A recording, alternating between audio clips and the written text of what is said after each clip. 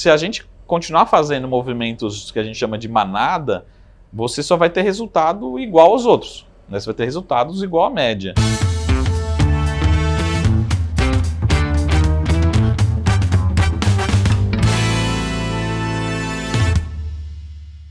Olá, estamos começando o Papo Café e Lucros do mês de julho de 2022.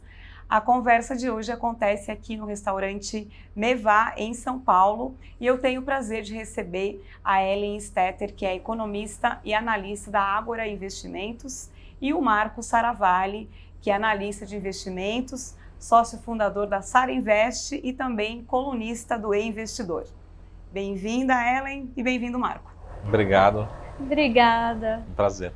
Igualmente, eu vou começar já perguntando para vocês qual foi o investimento do mês de julho, diante do cenário aí que segue, né, com inflação, né, juros em alta, bolsa tentando ali se equilibrar, manter os 100 mil pontos.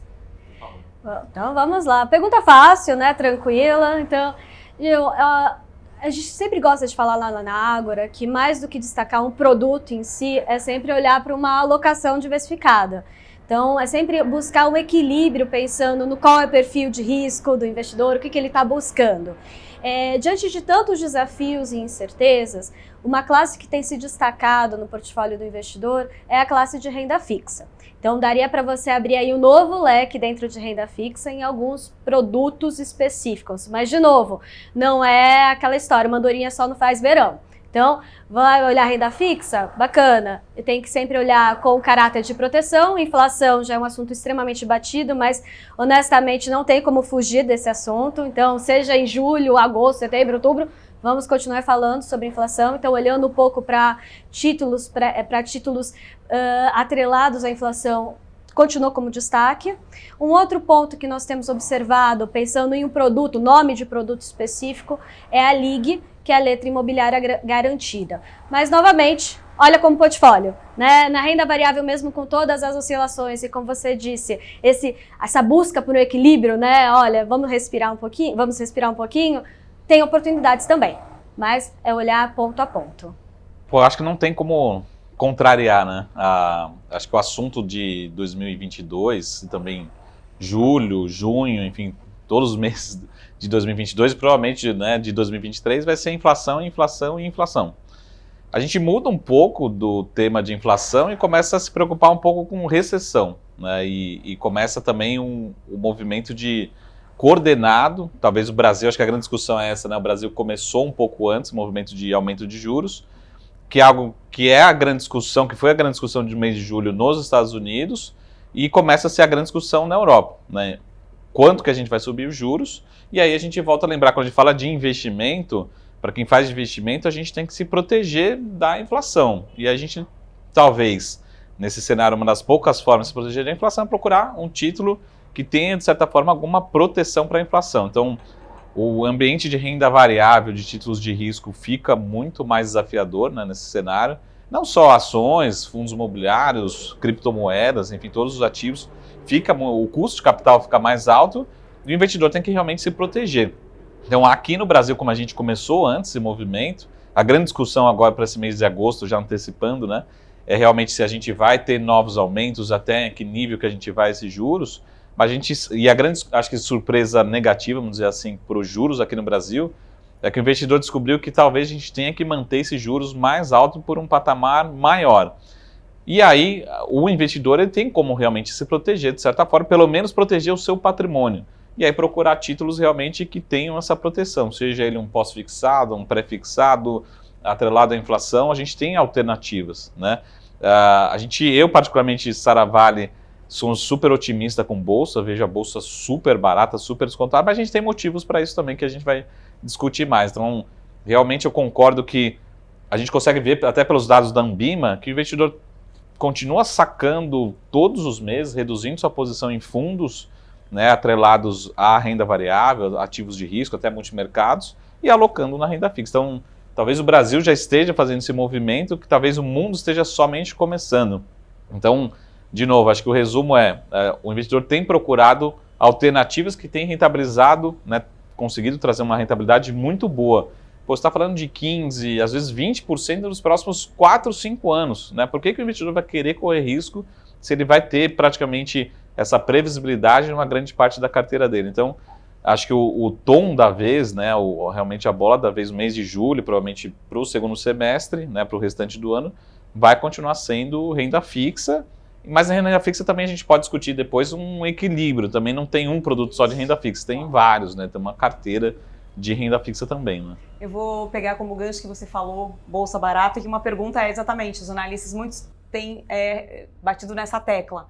A bolsa está barata, tem muitas ações baratas, muitas oportunidades.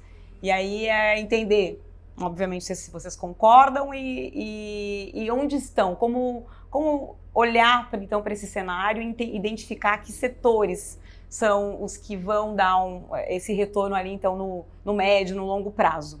Para quem não quer sair ou então até, de repente, entrar, né, na renda variável, aproveitando a oportunidade. Bom, então eu vou ampliar e depois afunilamos aqui pensando em renda variável.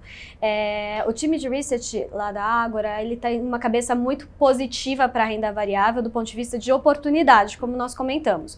Isso não significa que é uma oportunidade genérica. Compro qualquer coisa, carrego que ok, tá alegria. Não, tem desafios, a questão da inflação é uma questão presente, a preocupação da derivação da inflação é o que está acontecendo para combater essa inflação? Eu elevo juros, ou tem impacto na atividade, como o Marco bem comentou. Então, eu começo a desenhar um cenário também desafiador prospectivamente. A gente já começa a olhar segundo semestre desse ano e 2023. Nesse contexto, eu tenho que procurar ativos mais defensivos. Então, pensando numa estratégia de renda variável, de novo, com um olhar mais de médio e longo prazo, olhar para empresas blue chip, e a parte também atrelada a dividendos, mais com foco em dividendos do que propriamente algo muito mais específico. Então, acho que seria mais esse o contexto macro. Então, olhamos sim renda variável como positivo, tem boas perspectivas, mas no momento, talvez adotar uma postura mais conservadora do ponto de vista de alocação de ativos em renda variável seja uma boa oportunidade. Então, olhar um pouco mais para as boas pagadoras de dividendos nesse sentido. E o que entra nessa lista de boas pagadoras? Bom, aqui você vai já começar a olhar por parte de setorial. Então, temos uma cabeça positiva da parte de commodities, da parte metálica, então siderurgia, metalurgia também, vale a pena olhar, empresas do setor. Um segmento clássico do ponto de vista mais conservador é a parte de energia elétrica, então toda a parte de distribuição também está no nosso rol de acompanhamento, e mesmo a parte mais atrelada à energética, como a parte de petróleo e gás, também temos olhado com bons olhos, em função do valor descontado. Bom, eu acho que um dos poucos consensos que a gente tem no mercado hoje de capitais é que a bolsa está barata, talvez no mundo todo. A gente precisa entender se tem espaço para continuar as quedas, né, porque a gente está vendo queda, pelo menos aqui a nossa bolsa sofrendo desde final de 2021, ali segundo semestre, mas principalmente lá fora, né? A gente está que nós, né, economistas, analistas, chamamos de bear market. A gente está numa tendência de queda e talvez essa tendência de queda perdure por mais alguns meses. Esse vai ser o tom do segundo semestre de agosto, setembro, outubro. A gente vai continuar uma tendência de queda. A gente não tem trigger realmente para levar para um bull market no curto prazo. Mas ao mesmo tempo, para quem é investidor de bolsa, ele vai procurar ativos bons e baratos, né? Os ativos continuam bons e nesse momento que eles estão baratos, que eles estão descontados, né? Não é depois que subiu 10 anos seguidos que a gente vai entrar na bolsa. Então é esse momento. Quando a gente olha, por exemplo, para uma Petrobras, uma das empresas mais conhecidas do Brasil, ou a mais conhecida do Brasil, ela está sendo negociada a que a gente chama múltiplos muito baratos. Quando a gente fala assim, o que é barato? Só para vocês terem uma referência. Geralmente, esse múltiplo é negociado a 8, 10 vezes. Não importa o que seja. Ele é um número como se fosse uma taxa de retorno. Você vai ter um retorno em 8 anos, 10 anos. Hoje ele é negociado a 2 vezes, 3 vezes. Ou seja, estou falando de menos 50% do que seria normal de uma taxa de retorno, de um múltiplo. Se eu olhar para um outro indicador, acabei de ver esse indicador hoje, né? Que acho que uma das discussões que a gente teve no mês de julho, em relação aos dividendos da Petrobras. A Petrobras ela está se tornando hoje uma das maiores pagadoras de dividendos do Brasil. Se olhar os últimos 12 meses, né, de juro para trás, para quem teve ação da Petrobras em carteira, recebeu mais de 40% de retorno somente através de dividendos. Então eu não preciso fazer conta, a Selic está alta, mas a gente está falando de 40% de retorno de dividendos, ou seja, as empresas estão bem, estão saudáveis, estão gerando caixa, estão gerando lucro, estão distribuindo dividendos. Eu não estou querendo dizer que a Bolsa em agosto vai subir 50% simplesmente porque está barato, porque o grande desafio agora é que a gente não tem um trigger, né? A gente não tem uma faísca para todo mundo sair correndo para a Bolsa. Os juros estão subindo, a inflação está muito alta, tem risco de recessão. Agora o que a gente sabe sim é que as bolsas, as ações estão muito baratas, muito descontadas. Até uma Apple, um Google, um Facebook, né? Uma Meta, tudo isso está muito descontado em relação ao que poderia ser, o que deveria ser realmente o que a gente chama de valor justo. Então essa leitura que a gente tem, não vemos a Bolsa com uma super performance nesse mês de agosto ou no final desse ano. Mas o que a gente sabe sim que as grandes, né, tacadas, investimento em ações, eles surgem nesses momentos, quando está todo mundo pessimista, que é o que a gente está vivendo no mundo todo. E aí quem tem o caixa para entrar Quem tem o caixa, realmente, não acredito que seja o momento para que a gente chama de encher o carrinho, né, de vender tudo na renda fixa, comprar tudo em ações. Mas quem for fazendo alocações, você vai encontrar empresas muito boas nesse momento e muito baratas, né? O difícil é entender quando que a gente vai ter realmente esse catalisador para se valorizar. Mas o que a gente sabe também, que acho que é a grande discussão para a Bolsa, é que talvez esse cenário de inflação e de possível recessão mundial já esteja grande parte precificada. As empresas estão baratas porque já está precificando, antecipando esse movimento, né? A Bolsa não espera acontecer, ela vai antecipando os movimentos. Quando a gente tiver uma antecipação do possível movimento de alta, também o investidor que já tiver alocado vai ser beneficiado. Então essa leitura que eu tenho várias métricas para entender que realmente a Bolsa está muito barata nesse patamar de preço, né? Talvez demore para recuperar todo esse potencial, mas com certeza a gente tem bons ativos, gerando muito caixa e com desconto muito grande que a gente não via fazer há muito tempo. Talvez alguns estrategistas globais falam que desde 2009 a gente não via ativos tão baratos como a gente está vendo agora, né? Então, desde 2009? Desde 2009, depois da grande crise financeira mundial. Então, talvez oportunidades como essa não surjam todos os dias. Né? A incerteza agora é saber qual que vai ser a velocidade dessa recuperação, né? Quando vai acontecer, qual que vai ser o trigger para empurrar essas bolsas para cima, né? Eu acho que Petrobras sempre é um papel que mesmo a gente entende que, né, as pessoas têm curiosidade, elas querem saber, porque vivemos, né, nos últimos tempos toda uma questão ali de muda o presidente, muda o comando várias vezes, isso gerou muitos ruídos, né, uma certa instabilidade, mas pelo menos todas as pessoas que eu converso em relação ao papel é que ele se mantém como uma boa recomendação, né? Apesar, né, de ter todo esse histórico, né, de até uma possível intervenção, né, um risco de intervenção do governo, mas eu acho que ele se mantém mesmo, apesar, né, de todo esse cenário. Acho que a leitura que a gente tem, assim, que esse risco, né, de uma possível intervenção, se vai mudar o governo ou se não vai, ele já está inserido dentro do preço. Então o investidor já sabe, já é inerente, já faz parte do risco de comprar as ações da Petrobras. Então se eu comparar a Petrobras com outra ação lá fora, ela já está descontada tanto em relação ao histórico, mas principalmente em relação a seus pares. Então já está no preço. Agora, o investidor também não pode negligenciar que hoje é uma empresa muito melhor do que já foi no passado. Hoje é uma empresa bem tocada, bem gerida, que gera caixa, tem uma estrutura de capital melhor, tem menos endividamento. É só ver o resultado. Está girando mais lucro, né? Então o investidor, é lógico que assim, o investidor a gente sempre tem que pensar como acionista, como sócio. Tem a sua função social que a gente pode deixar aqui para outro debate, outro podcast, mas o acionista, as empresas são feitas para crescer, para gerar resultado, para gerar lucro, gerar dividendos. E hoje a Petrobras está fazendo tudo isso, né? Então é um dos melhores ativos hoje na nossa bolsa e talvez no mundo todo, né? Para quem está investindo em petróleo, em óleo, em energia no mundo todo, está ganhando dinheiro. Um setor extremamente sensível, né? Mesmo antes da crise, do conflito, inclusive com a Ucrânia, o tema de energia sempre foi um tema muito em pauta. A questão do ESG trouxe esse tema como um tema latente. inclusive com questionamentos em termos de alteração de matriz energética e um custo adicional batendo lá na inflação. Então, tudo mais constante, ou seja, se nada tivesse acontecido com a Ucrânia, etc., a gente já estaria um debate muito intenso em termos de energia. Então, é um setor que a gente realmente precisa olhar com bastante foco.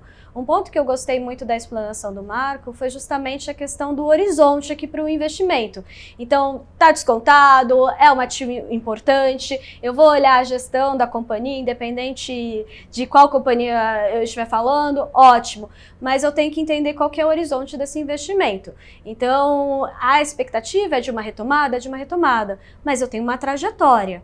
No curto prazo, eu posso ter triggers melhores que tragam justamente alguma retomada? Posso. Posso trazer, por exemplo, uma safra de balanços que está aí batendo na nossa porta, não só olhando para o segundo TRI, que daí a gente vai ter uma análise mais de retrovisor, mas trazer algum insight das companhias em termos de o que eu estou já sentindo de terceiro trimestre. Qual que é a intensidade da minha desaceleração? Eu acho que o mercado agora ele vai discutir um pouco mais a intensidade dos eventos do que propriamente os eventos. Eu sei que a atividade vai desacelerar, legal, mas qual que é a intensidade dessa desaceleração? Eu sei que a inflação vai começar a moderar, mas qual que é a intensidade? Qual que é o ritmo? Eu sei que essa taxa de juros vai ficar elevada, mas por quanto tempo? No caso do Brasil, já nos Estados Unidos e Europa, você ainda está discutindo a intensidade de ciclo monetário. Então, olhando para o segundo semestre, olhando para agosto, eu acho que nós vamos ter insumos interessantes para montar esse quebra-cabeça. Tá? Então, pensar em qual o impacto do ritmo de atividade, qual é a permanência em termos de taxa de juros aqui para o Brasil, olhando especialmente 23. Acho que vai trazer insumos importantes pensando em renda variável. E aí, exatamente nesse cenário de alta de juros, dá para a gente falar um pouco de como os bancos centrais têm trabalhado nessa questão. O Brasil sai na frente, né, com o aumento da taxa Selic, mas esse aumento feito pelos outros bancos centrais tem tido como causa a retirada de capital, né, estrangeiro dos países emergentes, entre eles o Brasil. Vocês acreditam que isso deva, essa fuga de capital estrangeiro da Bolsa aqui deva continuar? A tendência é de continuar?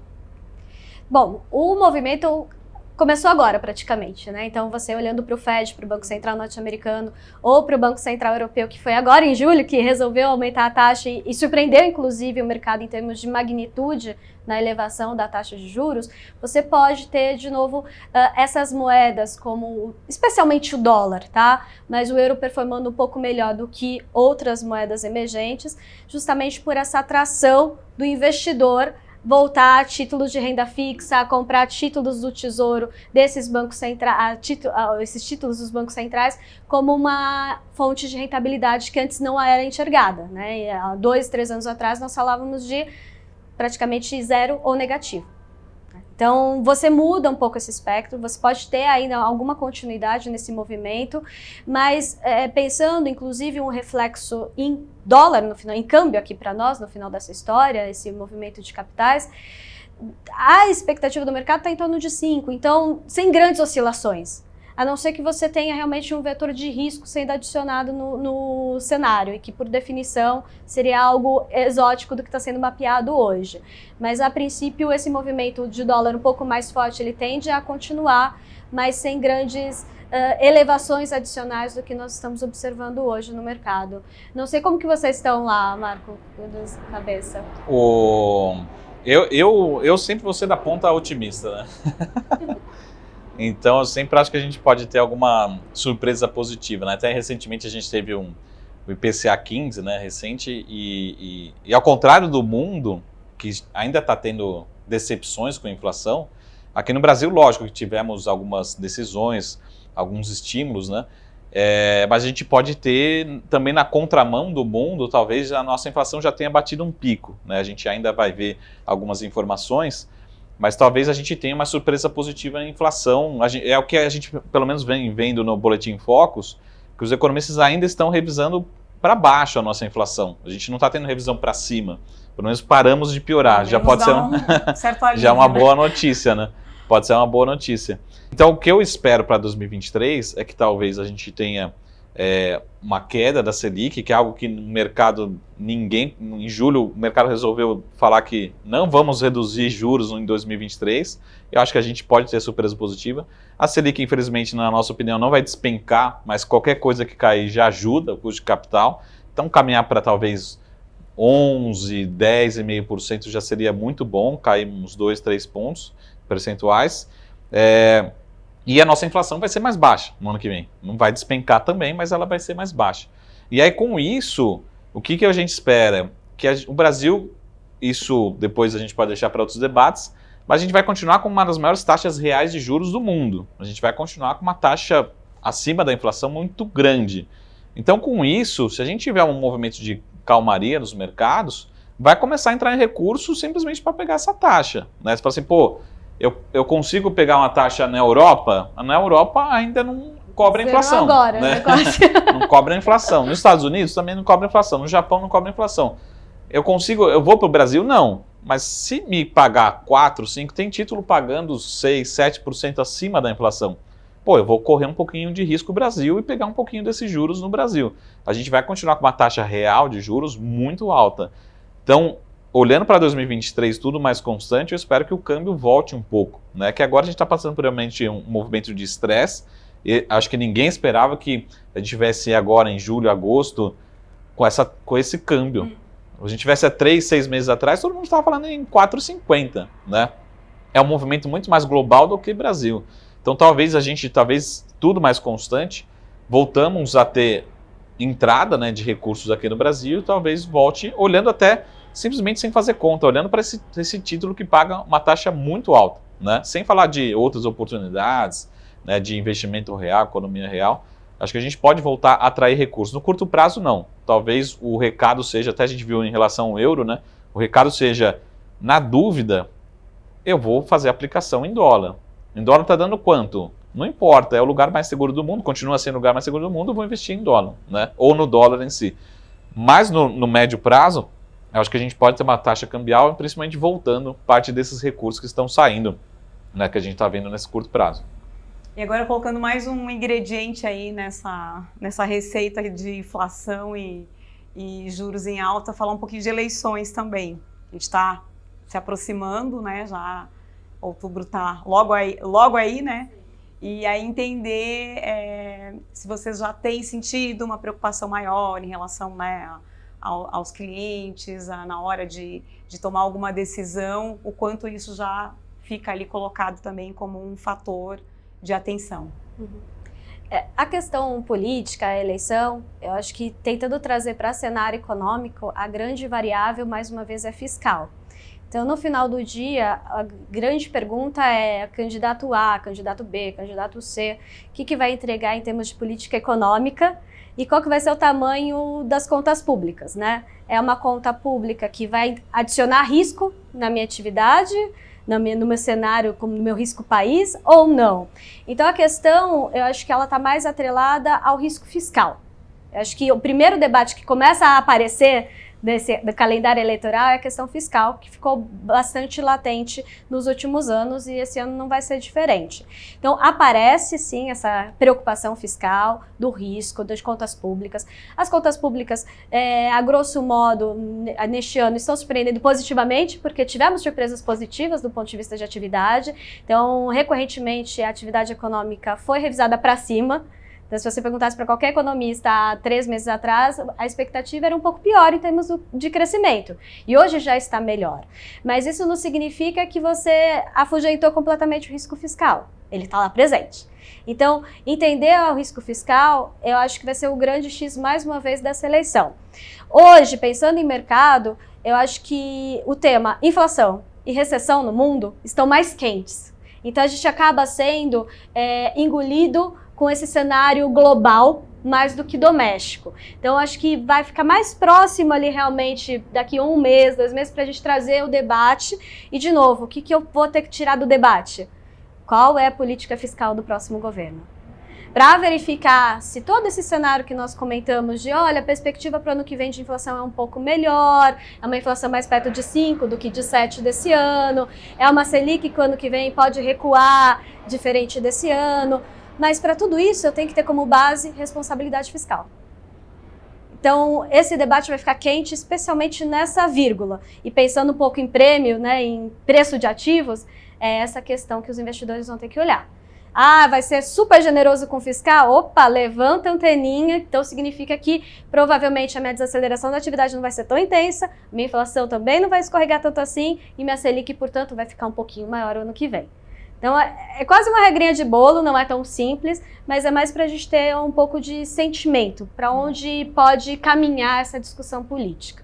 E deve haver uma pressão exatamente daí, né, do mercado em relação a isso, quando estiver mais próximo, para entender. Perfeito. Perfeito, e isso vai esbarrar em preço, seja na renda variável ou na renda fixa, nas curvas de juros, né? Então, a gente brinca, quando você olha a curva, que quando você tem uma pressão de inflação corrente, você vai movimentar a curva de juros aqui, é curtinha, né? Para quem olha o vencimento mais curto.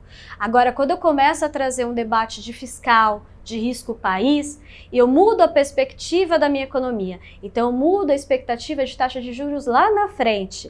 E isso impacta, portanto, em preços também de renda fixa. Então, esse debate fiscal, mais uma vez, a gente brinca, virou quase um mantra, né? Nos últimos anos, você só fala de fiscal, não muda esse disco. Infelizmente, não dá para mudar ainda. Mas espero em algum momento virar a página e mudar o tema. Mas eu vejo por aí esse canal de contaminação em termos de precificação de ativos. A nossa leitura, assim, que é sempre a gente tenta medir o que já está no preço, né? A gente, de certa forma, vê que 2022 não foi um ano ruim, não está sendo um ano ruim em termos de indicadores brasileiros, até a gente está tendo revisões para cima, melhores. Então, acho que no começo do ano a gente falava, pô, esse ano tem uma chance de ter recessão. Hoje, talvez, o mais pessimista do economista fala, pô, a gente vai crescer, não vai ser nada maravilhoso, mas dentro daquilo que a gente tinha lá no começo do ano, a gente até que está se surpreendendo positivamente. E também nessa parte fiscal, de novo, acho que a gente está olhando muito mais para o longo prazo, já colocando talvez um possível novo governo para frente, talvez vão ter que manter talvez a Selic um pouco mais alta por um tempo maior, né?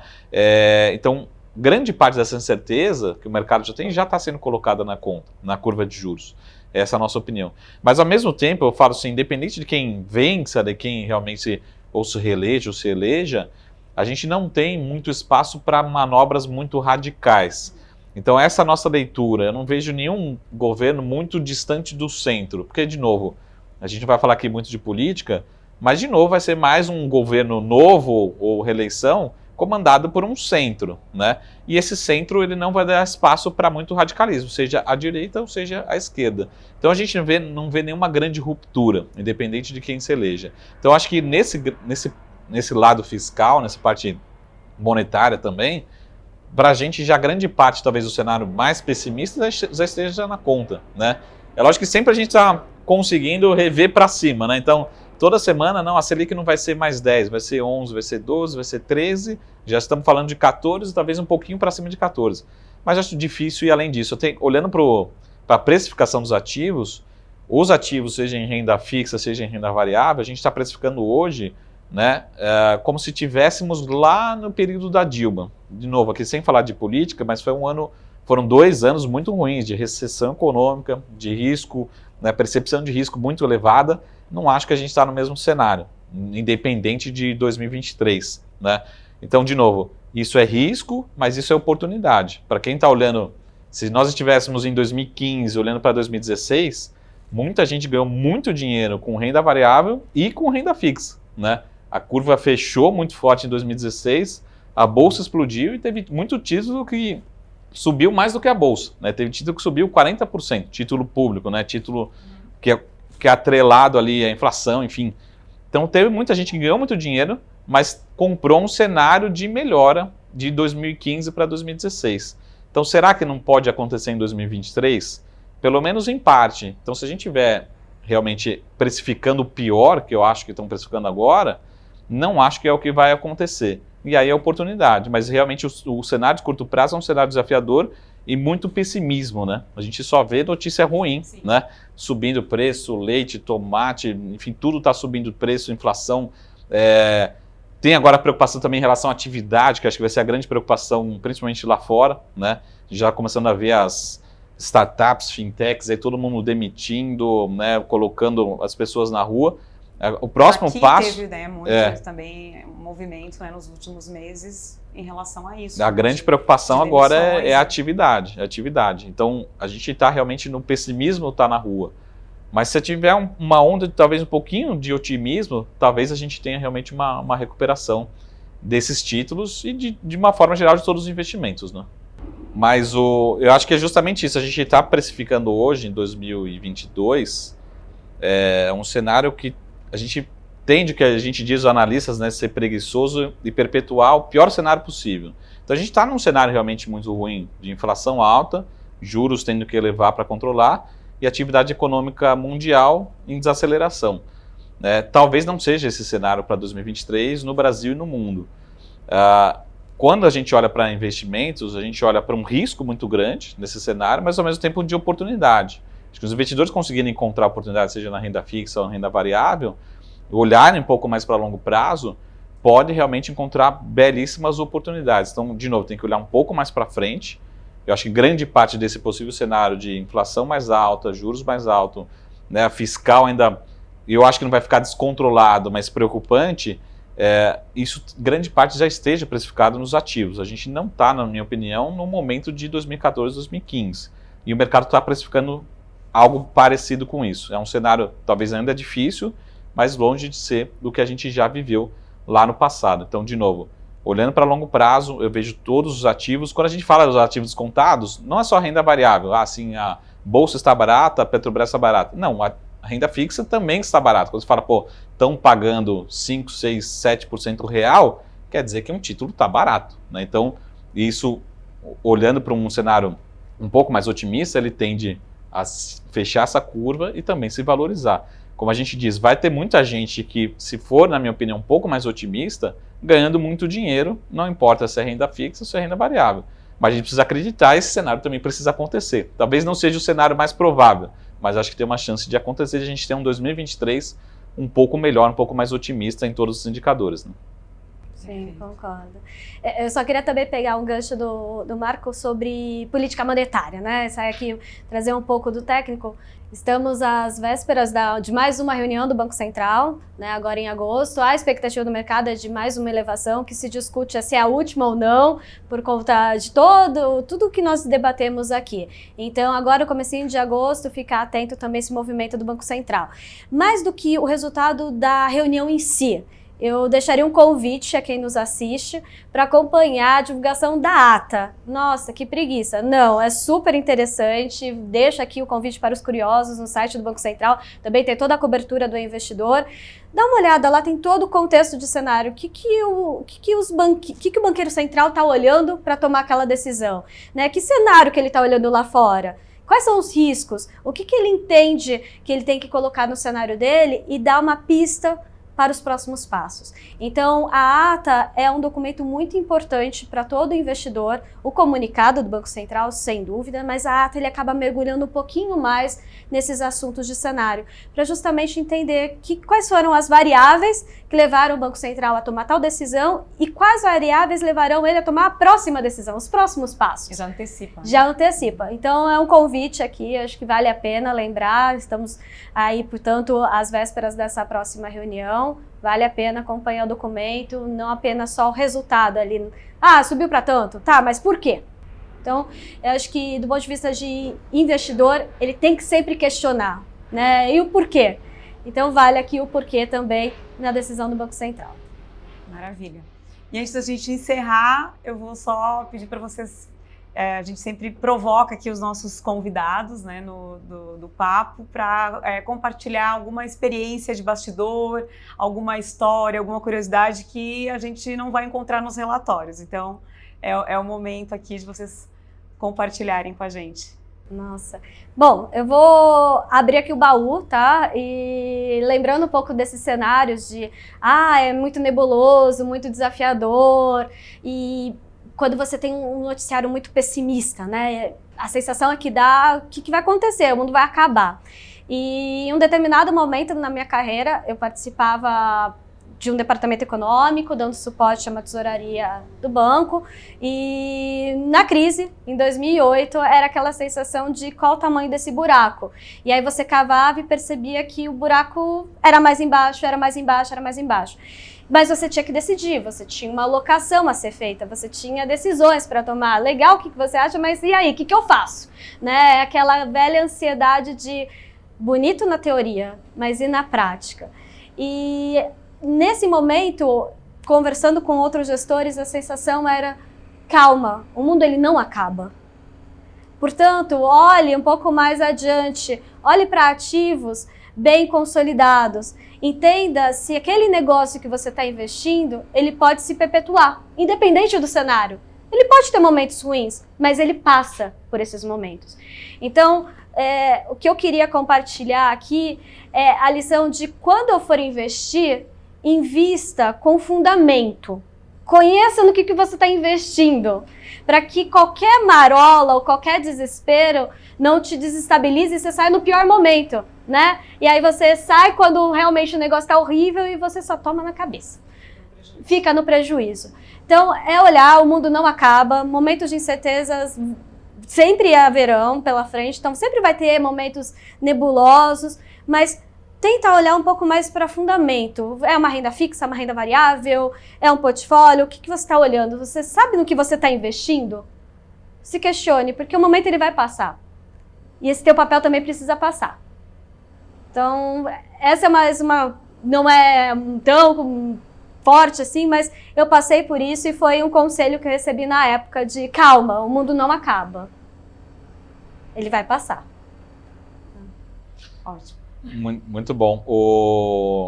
Eu vou pegar aqui, vou usar várias frases de coaching, né? para resumir, né? Primeiro, acho que pegando esse cenário que a gente está vivendo, né? Uma frase, primeira frase, né? Abre aspas. Dizem que o mar calmo nunca fez bom marinheiro, né? Então, a gente nunca vai aprender quando tiver tudo mil maravilhas. A gente só vai aprender quando tiver tudo ruim. Você vai entender o seu perfil, né? Pô, será que realmente eu sei investir em bolsa? Eu devo investir em bolsa? Tenho perfil para investir em bolsa, em criptomoeda, qualquer coisa que envolva algum risco. Então, essa frase vale para sempre. E é o momento que a gente está vivendo, né? Tem outra frase que diz, né? Compre realmente nesse momento, né? Então, a gente precisa, quando o pessimismo está na rua, é quando realmente os ativos estão baratos, estão descontados. E a gente tem uma série outra de variáveis. Para que eu estou resumindo todas essas frases? Porque eu já acompanhei nesses anos, né, de mercado, né, vou entregando a idade aqui um pouco, mas ele fala, dá para comprar ativos que tenham 200, 300, 500% de valorização? A gente já teve vários papéis. A própria Petrobras já fez alguns movimentos de duplicar, triplicar de tamanho, em termos de preço em bolsa, né? Mas quando que surge essa oportunidade? Quando os papéis realmente têm potencial de duplicar? Quando está o pior momento possível, né? Então a gente já acompanhou isso, e talvez nos piores momentos, tanto macroeconômicos como da própria companhia. Quando a própria Petrobras estava lá 3, 4, 5 reais, né? Era o pior momento da economia e talvez o pior momento da empresa. E ninguém queria comprar a Petrobras, está todo mundo falando mal da Petrobras. Só que se a gente continuar fazendo movimentos que a gente chama de manada, você só vai ter resultado igual aos outros, né? Você vai ter resultados igual à média, que é o que está todo mundo fazendo agora. Está todo mundo, eu acho que tem oportunidade na renda fixa, nossos clientes alocam todos os dias em renda fixa, mas para quem está olhando para longo prazo, procurando oportunidades, procurando boas empresas, olhando um pouco mais otimista, a gente vai ter grandes oportunidades surgindo.